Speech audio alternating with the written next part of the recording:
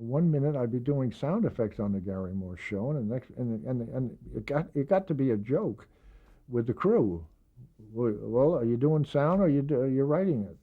And so I wrote stuff for the Andy Williams show, the Perry Como show, the Polly Bergen show, U.S. Steel, um, all these shows, Andy Williams shows. I wrote that series, and so forth. So I wrote with Dick and for Dick for about 3 years, 4 years. So, and he was something. He's absolutely something. And when you were writing, say, for the Andy Williams show, were you also doing sound effects No, no, as no, no, well, no. or? That's the problem.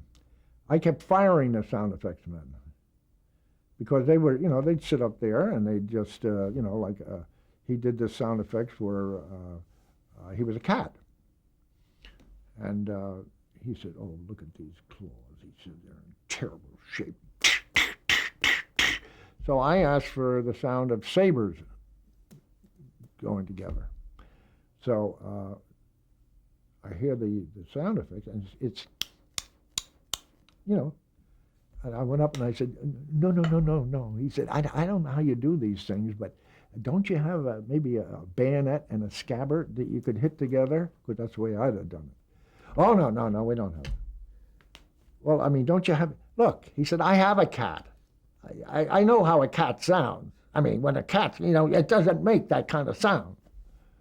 I said, "Yeah, but we're doing comedy, And so I went through the whole sound effects department, and finally the head of the sound effects, he said, "Bob," he said, "we don't have any more."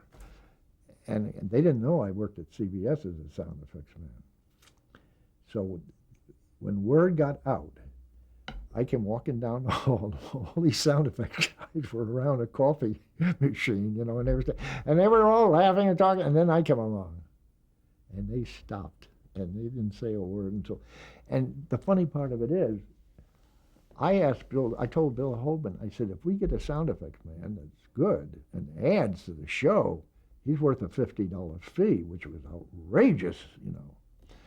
And he said, "What, $50?" And I said, "Yeah, if he's worth it." Not one ever got a $50 bill.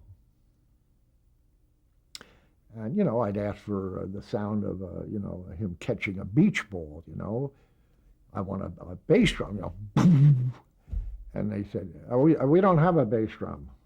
"Well, can't you?" "No, the drummer will do it." Well, it wasn't So they did.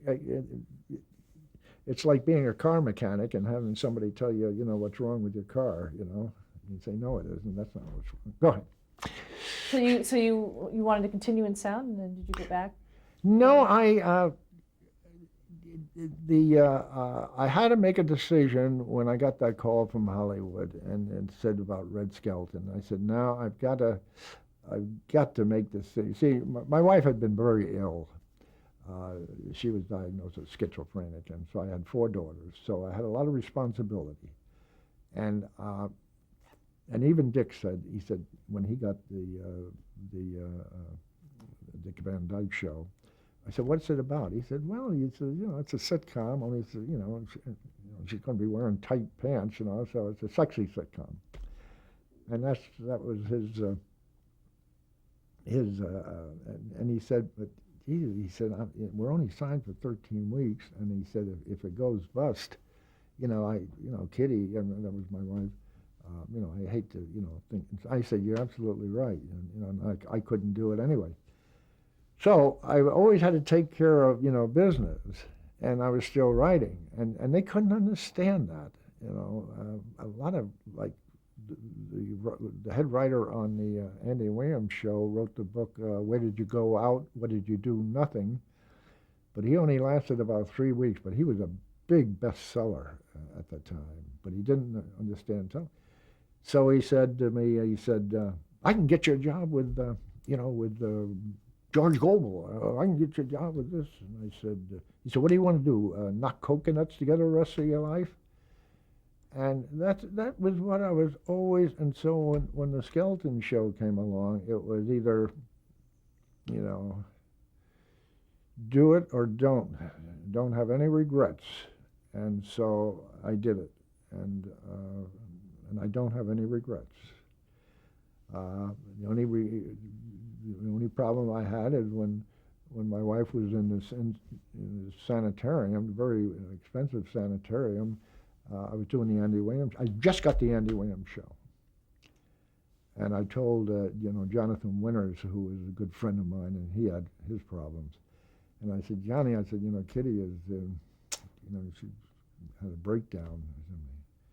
I said, just when I get, the Andy Williams show and I'm getting the big money. He said, well, she waited till you could afford it. I said, thanks a lot, John. But anyway, that's Johnny Winters. So I went down. I paid my first, week's pay there, charge there, and it was $350. And that was my pay for doing the Andy Williams show. So I handed the check, and it was on Pat Boone's account, because we were his summer replacement, and it said Coogamooga Productions, and they said, "Oh, it's a Coogamooga. What bank is that Coogamooga?" I said, "No, it's a production." But anyway, no, that's it. It was very difficult because the writers they kind of rejected me because I had a day job. You see, they figured that I wasn't really, putting it all on the line. And the sound effects people, the engineers, they resented it because, sometimes they were jealous of, my, I'd go up to all these producers and so forth and so on, tell them what to do, and then the next minute I have to try and hide. Like on the Sullivan Show, I was telling this producer, I was telling this big director now, a movie director, that he wasn't shooting it right. But the next Sunday they had me pushing a boom on the Sullivan Show on stage, where if Sullivan could see me and everybody could see me. But I kind of kept my back to them. But it was very, very, very difficult. I don't recommend it for anyone.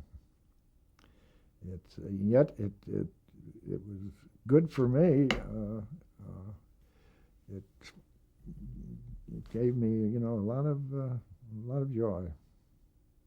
But it wasn't without its stress. Because if Kangaroo was running over, and Van Dyke needed me, to do battle with a director or something like that, and I'd be late and all this kind of stuff.